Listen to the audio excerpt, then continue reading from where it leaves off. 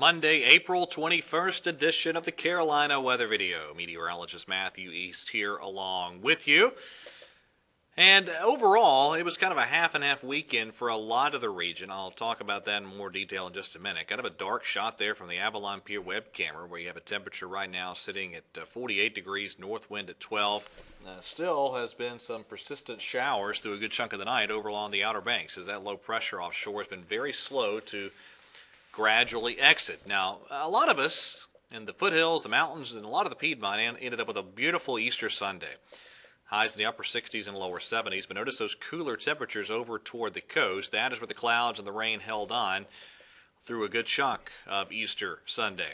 Currently, 40s for much of the Piedmont, a few 30s mixed in one or two spots, some 30s in the mountains too.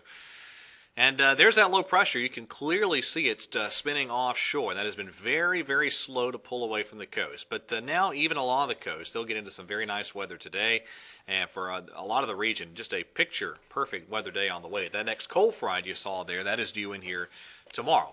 So let's talk about what it looks like here. First of all, on the radar, very quiet setup today. But along that front, some areas of showers and thunderstorms through parts of the Plain States. And that chance of a few showers and storms will move into our region tomorrow. Now let's look at those weekend rain totals. These are rain totals Friday, Saturday, and Sunday. And some pockets of very heavy precipitation, and in places like around the Charlotte metro, you had 2 and even over 3 inches of rain in some spots, and it rained for over 34 hours consecutively without stop in some spots. And that was Friday to Saturday. Now, again, the setup today is a beautiful one. That next cold front not arriving until tomorrow, so you can see on Futurecast picture-perfect weather today. And then there comes a quick chance of a few showers or storms rolling in tomorrow. Now, here's your rain totals from that weekend system. About a third of an inch in Greensboro and Winston-Salem. But look at Charlotte's official total, 2.82 inches. Columbia, South Carolina, just shy of 2 inches. Now, here comes that next cold front. As that moves in tomorrow, there'll be that quick chance of a few showers or thunderstorms out there. Now, neither the GFS or the European are terribly impressed with the rain amounts. Probably just a scattering of some quick-moving showers or storms late tomorrow. You can see the GFS, a quarter inch or less for most of the region, and the European is very much the same.